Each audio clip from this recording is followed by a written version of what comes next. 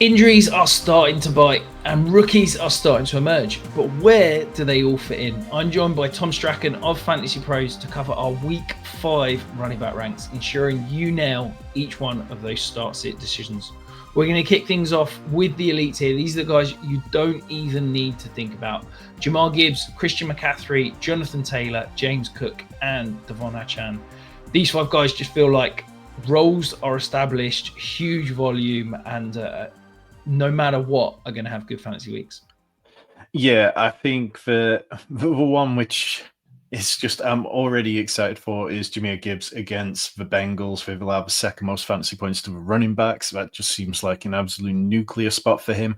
It hasn't really been quite the season that some people thought. Like there was a lot of talk about him being RB1 overall, and he has seen more involvement kind of like in the passing game at times. He's had a nice work share, but it's just not quite translated. So maybe this week where he goes nuclear. Jonathan Taylor was somebody I was low on in the offseason, and it looks to be one of the worst decisions I made this offseason. The Raiders have allowed the 6th fewest fantasy points to the running back position. They've been a really funny defense that I can't get my head around, but you're not worrying about it.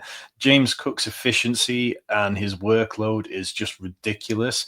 And like going up against the Patriots defense, it's not one which we need to worry about. Devon Achane, maybe now without Tyreek Hill, Miami just is forced to throw to him even more. And the Panthers, they're pretty stout through the air, surprisingly so, but they've been very weak against running backs. So yeah, no concerns about any of these guys whatsoever. Yeah, and then moving into our A tier, Saquon Barkley, Amari Hampton, Bucky Irving, Breece Hall, Derrick Henry.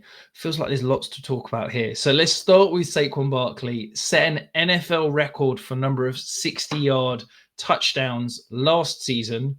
So far this year, his longest rush is 16 yards all the way back in week 1. The volume is very similar. The expected fantasy points a game is higher this year than it was last year. He's just not seeing those explosive runs. Are you concerned this is a trend that will continue, or do you think that potentially Saquon's a nice little buy low right now? I think I think both things can be true, but if you're buying low on him, it has to be with the realization that there's a chance that this does go poorly, because we know the history about running backs with certain levels of touches, and there's good arguments on both sides of that. But what isn't arguable is that Saquon Barkley isn't looking as good right now as he did this time last year. He's averaging 3.1 yards per carry. At this point last year, he was averaging 5.9 yards per carry. This time last year, he'd had 435 rushing yards. This year, 237 rushing yards. And he's at a very similar amount of volume on both seasons. Last year, he went over 100 rushing yards 11 times. He's yet to hit that mark in a single game. He's gone over 50 just twice, and he's RB14. Now you're talking about a Broncos defense that has been very good. We've not really seen the Broncos surrender massive days to running backs routinely. They blitz at a heavy rate, which, of course, can make the running game difficult at times. The way to kind of navigate that is if you can get the ball out quickly, and if you can move things around, then you force the defense to pay attention to it. And I kind of wonder whether Saquon is going to do more damage in the receiving game this week. If that's the case, I mean, Hurts checks down consistently against the blitz. Like, he has a very low yard per attempt against the blitz, and maybe Saquon can get there, but there's just enough of a little bit of a cause for concern about Saquon that I worry. I mean, next week when he plays the Giants, I'm sure we can bump him into the S tier. Yeah, nice matchup there, and can definitely see him jumping up there. Amari Hampton, obviously, last 2 weeks has been phenomenal, but as we touched on in our quarterback video, another tackle injury, another injury to the offensive line. Are you concerned about Amari Hampton this week, or do you think he should be absolutely fine? I think he'll be fine because of volume. And I mean, last week he did what he did, and for the vast majority of the game, he was dealing with that kind of same injury setup. So at least now, with a week of coaching, and Greg Roman, for all his faults as a coach, is somebody who's been able to coach around offensive line issues at times, and be, whether that's for pulling and moving linemen around, he tends to be fairly good at it. Hampton had 56 touches since Najee Harris tore his, in that first game since Najee Harris tore his Achilles. Hassan Haskins, 5, Kamani Vidal, 2. So look, on a pure volume level, like it's surely got to be all Hampton. Sorry, that's snaps, not touches. And then I don't think that the Commanders are a team that we really need to worry about. They've been better against running backs than the passing game, but Amari Hampton has had more involvement in the passing game for a couple of games than we've seen from any Chargers running back over the last couple of years. So I'm very comfortable with it. Yeah, I tend to agree. I think he's explosive enough. The volume's there that even with below average offensive line play, I think he's got the potential to break one and have a very good fantasy day. Bucky Irvin, we've got slotted here in the A tier. Obviously, the injury situation is a little bit up in the air. We're not sure if he is going to be active or not. Breece Hall should see a spike in usage this week. Potentially Braylon Allen going on to IR. The one thing I'd like to touch on there, Tom, is everybody's talking as if Breece Hall's going to see an increase in usage, but my slight concern is Isaiah Davis is a much better receiving back than he is an early down back. So while we might see Breece Hall go from a 60% share to a 70% share, my worry is that he could lose out on some high value touches in the passing game and pick up some more of those rather boring, unsexy first downs runs. Yeah, I mean, the split last week after Braylon Allen left the game was 15 touches for Breece Hall, 4 for Isaiah Davis. So if it was that kind of level, 3-1, we can definitely cope with that. I think the matchup with the Cowboys, who've allowed the 6th most fantasy points to a running back position, is something that we should be very pleased with. And with it being at the Jet Stadium, I don't see any reason to kind of fade Breece Hall. I think that he can have a good week here. But yeah, long term, I'm still not entirely convinced that everything's going to run purely smooth for Breece Hall. And then Derrick Henry, finally, I called him a buy in my Dynasty video. I said it's game script dependent. He's going to have some bad weeks, but buy into the talent. No Lamar Jackson. Are you with me or are you still concerned? I think that there is a few fundamental issues with the way the Ravens have called the games for years now about what telegraphs what they're going to do. And Justice Hill hasn't looked particularly good this year. Justice Hill has been on the field because of pass protection at times, and I don't think he's pass protected particularly well this year. And I think that opens up the door for more Derrick Henry and potentially Keaton Mitchell to play. I mean, like the Ravens don't have enough healthy players for this game anyway. So maybe we see Keaton Mitchell or Rasheen Ali mixing in. But I do think that this is going to be a dominant workload for Derrick Henry. I think that was a lot of what John Harbaugh talked about this week about the play calling being off at times. And it would be very welcome for anyone who's rostering Derrick Henry. The Texans, they allow the 18th most fantasy points to running back position this year. So it's not like they've been particularly torched there. But on the road in Baltimore, I think if the Ravens have any chance, then this absolutely has to be 25 touches minimum for Derrick Henry.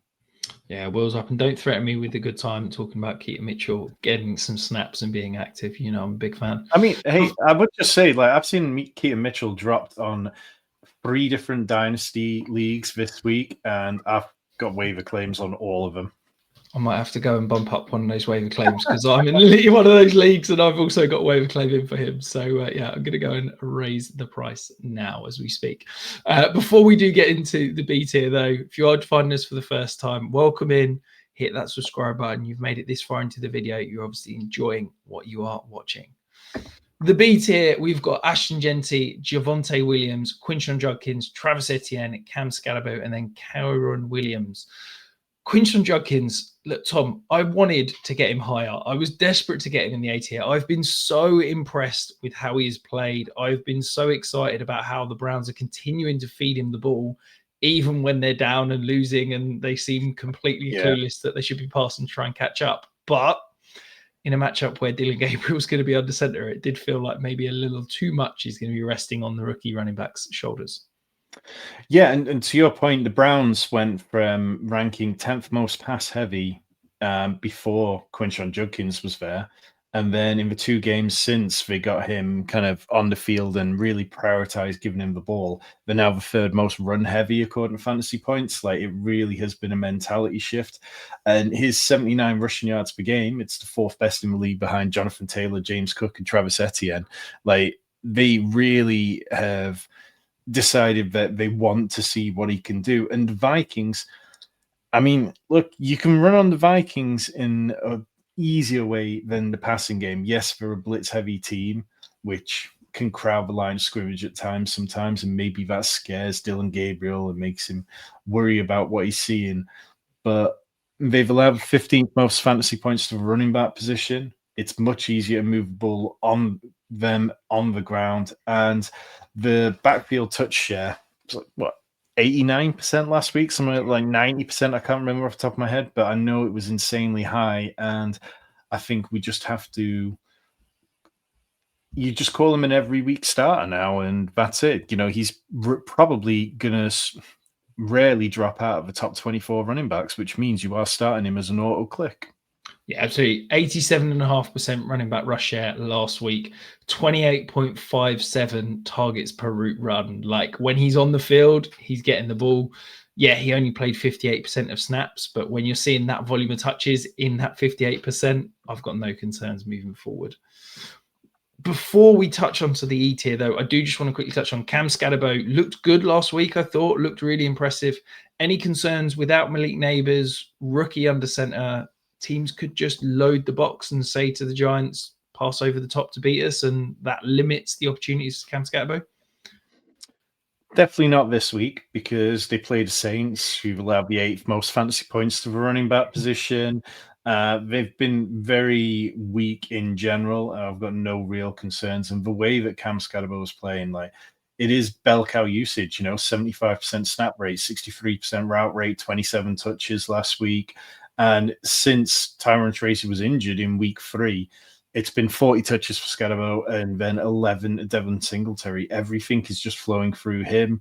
He runs hard. The Giants seem to really love him. And on a team who are coaching for their jobs, I think that really matters how much they love players. And I think that Scadabo, Jackson Dart are guys that I'm going to have a little more faith in because of stuff like that, which is a little bit out of what I would normally kind of rely on, but I'm okay with it. And in these kind of matchups, I'm fine.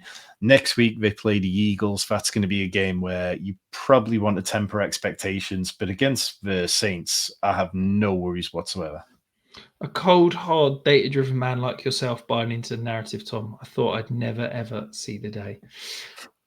The C tier, though, kicking it off, we've got Alvin Kamara, Chuba Hubbard, Jordan Mason, Kenneth Walker, and J.K. Dobbins. Tom, Chuba Hubbard considered day-to-day with this calf injury, obviously picked it up last week and still played at the weekend. Any concerns about rolling him out if he is active, potentially could impact him? Or do you think if he's active, you got to start him? I think this problem probably comes down to a roster by roster decision and what you've got around him. I would imagine I do Fantasy Pros last minute lineup advice streams on a Saturday and Sunday at the minute. And like every week, there's certain players who become just the same question. Everybody wants to know, do I start this guy or that guy? And I feel like Chuba Hubbard's going to be on a lot of people's mind this week. But the matchup is excellent against the Dolphins. They've allowed the 7th most fantasy points. They've allowed the 3rd worst rush defense so far. I think that that's one I'd feel very comfortable playing him, but I'd also be paying a lot of attention to the reports surrounding it. Yeah, and then Jordan Mason, you are one of the biggest Jordan Mason fans in the world, Tom. And here we are ranking him in the 20s. What's gone wrong? Well, I mean, I'm pretty consistent with this one. I don't want to start running backs against the Browns. Like, ever since we saw them do what they did to Derrick Henry, it just isn't a recipe for success. I'm going to largely try and stay away from it. Like, Josh Jacobs had an okay-ish kind of day, but it wasn't particularly impressive. And if I can, particularly with these guys where they're not top-tier talents, I am going to avoid starting them against this team. Yeah, and then finally in this tier, J.K. Dobbins, we saw a significant change in the backfield, over 70% the week before. This last week, 44% of snaps, 51% running back rush share. RJ Harvey is very much getting mixed in, and rather concerningly, RJ Harvey also saw the goal line touches. Do you think that J.K. Dobbins is potentially on decline, or do you think that that was just a 1 week blip and he's still going to be a solid RB2 for you rest of the season? I think Sean Payton saw the Cincinnati Bengals defense for what it is, which is a complete pile of trash, and saw the opportunity to get RJ Harvey more involved because it felt like they were waiting for that kind of opportunity. And I don't blame them whatsoever. What I will say is that they also made a considerable effort to get J.K. Dobbins to 100 yards and become the first 100 rushing yard running back under Sean Payton since Latavius Murray, I believe, like 2 or 3 years ago. So there was a concerted effort to have both of them involved. And I don't think that it's necessarily going to drop away completely just yet from J.K. Dobbins. I think against a really good defense in the Philadelphia Eagles this week, it'll pivot much more back in J.K. Dobbins' favor. The Eagles have allowed the 11th most fantasy points to opponents' running backs, so there is some reason for optimism, but it doesn't feel like a great game. I think this one, the under-over is set at 43.5, and I don't think we'd be surprised if it ended up at sort of 38, 37 points.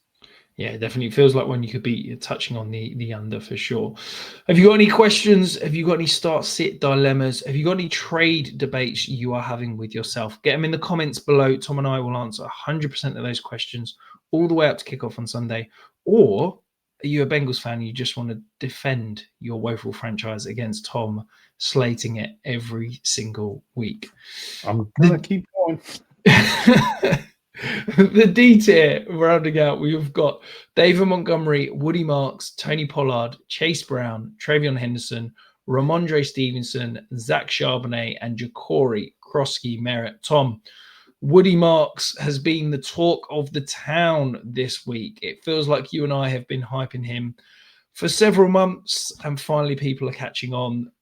Are you a little bit nervous going into this week that it could fall as a damp squib and be just a 1 week wonder, or are you very confident that he could be a potential league winner down the stretch? I think maybe there's some middle ground to that because I have so many concerns about the Texans' offense in general. But the Ravens' defense is woeful. No Madubuike. You look at the second level. No Roquan Smith.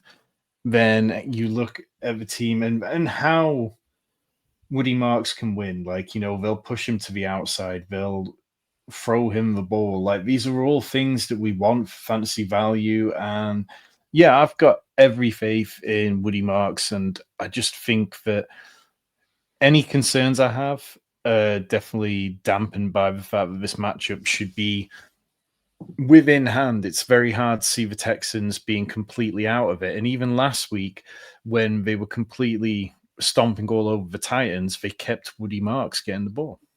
Yeah, I appreciate your honest, well-reasoned, well-thought-out response, but I'm sorry, it's Woody Marks.